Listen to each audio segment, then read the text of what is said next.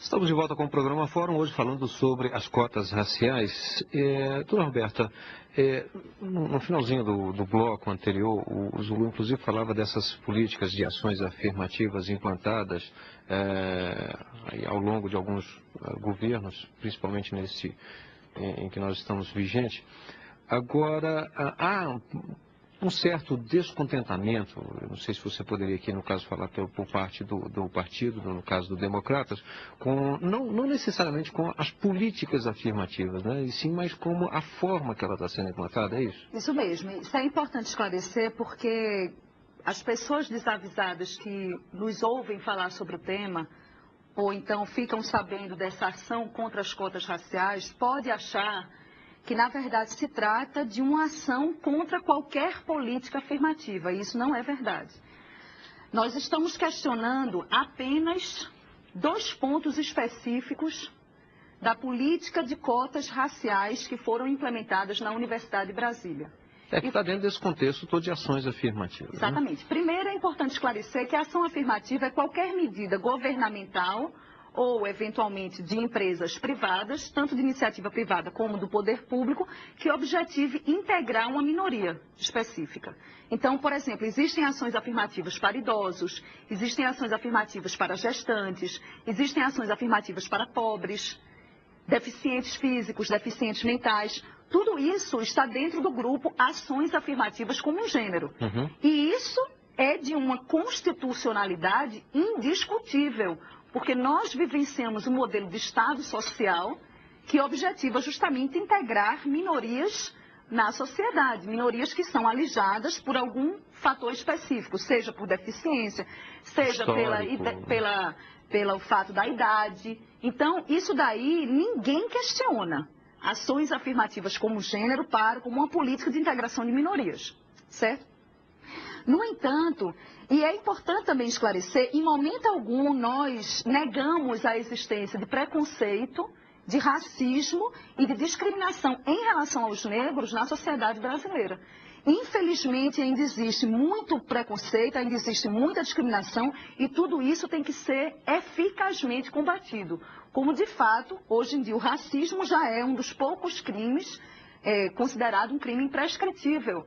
Está, inclusive, previsto na Constituição Federal. Nenhum outro crime, por exemplo, um genocídio, se você matar 500 mil pessoas, esse crime vai prescrever. O crime de racismo, não. E isso é importantíssimo. Por quê? Porque passa a mensagem pedagógica para todos da sociedade que esse tipo de conduta é intolerável. Nós não podemos vivenciar uma sociedade que tenha ou que tolere qualquer tipo de manifestação racista. Então, somos todos contra o racismo, somos todos a favor da integração das cores no Brasil e somos todos contra o passado escravocrata. É importante esclarecer isso para que não nos atribua a pecha de sermos até hoje a favor ou então que nós adotamos qualquer tipo de teoria negacionista, jamais. É importante esclarecer que aqui nessa ação ninguém está discutindo os horrores da escravidão.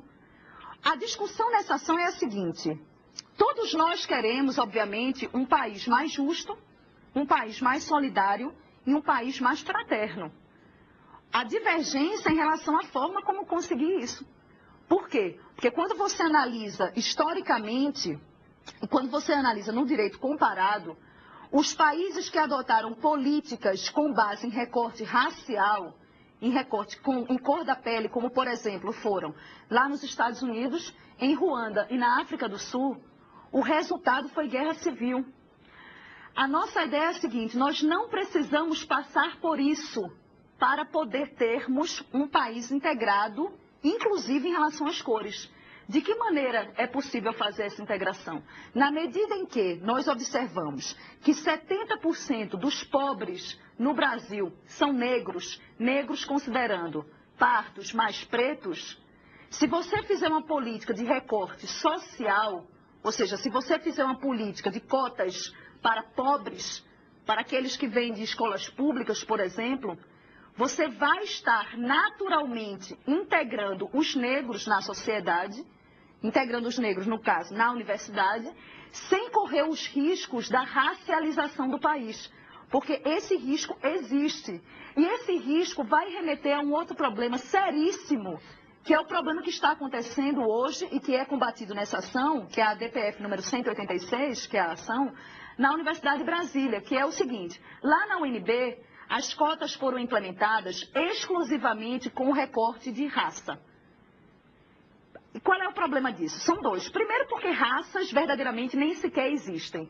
Depois da descoberta do genoma humano, quando se descobriu que cada ser humano possui 25 mil genes, e desses 25 mil genes, apenas 6 dizem respeito à cor da sua pele, efetivamente, mais genes definem o tamanho do seu pé ou o tamanho da sua orelha do que a cor que você possui.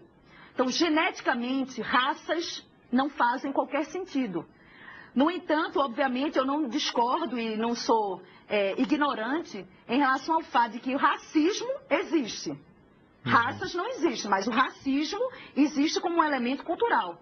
No entanto, na medida em que o Estado institucionaliza uma ideia que deveria ser por todos combatida, que é a ideia de que cor faz qualquer tipo de diferença, em vez de promover a integração, do nosso ponto de vista, isso vai desagregar. Então, o problema da UNB ela implementa cotas só racial, sem qualquer critério de renda. Então, pouco importa se o candidato é pobre ou não. Ou seja, o filho de um embaixador negro, ele vai ter um acesso privilegiado na Universidade de Brasília em relação a um branco ou uma pessoa que seja de pele mais clara, que não quis se declarar negra e tenha feito o estudo inteiro numa escola pública. Do meu ponto de vista, isso não é válido. Isso é inconstitucional. E só para concluir, por fim, a ideia do Tribunal Racial da UNB, que é preciso esclarecer, que em pleno século XXI, a 500 metros do Supremo Tribunal Federal, uma universidade pública achou válida instituir uma comissão de composição secreta e que, com base em critérios secretos, define quem no Brasil é branco e quem no Brasil é preto. Negro, porque existe a categoria parda também envolvida. Não foi o problema, qual não foi nossa surpresa quando tivemos 2 gêmeos univitelinos, ou seja, do mesmo óvulo, filhos do mesmo pai e mesma mãe. Um foi considerado branco, o outro foi considerado negro pelo Tribunal Racial.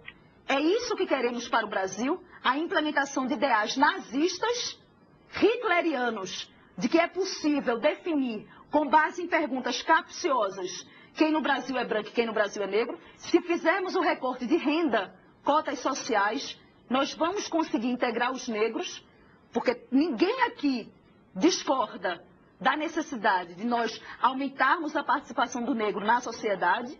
Todos nós somos a favor disso, mas sem corrermos o risco da racialização do país. Bem, Zulu, a propósito desses critérios, as universidades hoje, elas têm o mesmo critério, são diferenciadas ou têm um padrão a seguir? Em primeiro lugar, uma autonomia universitária no país. Então, nós temos aproximadamente 67 universidades que estão utilizando algum critério racial para a seleção. Então, diante da autonomia universitária, cada conselho universitário cria, estabelece, promove critérios de acordo com a região, que varia de percentual, enfim, tem variados critérios, sendo que a maioria absoluta das universidades estabelece um critério da autodeclaração. A maioria absoluta, isso eu posso afirmar com absoluta tranquilidade. Mas nós não teremos um risco dessa autodeclaração, não? Talvez, digamos assim, deixa eu colocar uma suposição mesmo aqui. Eu chego lá e digo, olha, eu sou negro. Esse é um preço que a sociedade pagará. Porque essa autotitulação claro, talvez traga um risco. Quem assim se afirmar também pagará, caso não seja verdade. É a chamada sanção social difusa, é quem vai determinar esse tipo de punição, porque problemas iguais a esse existem em qualquer categoria, qualquer situação da sociedade. Por isso, inclusive, que existe a tipificação do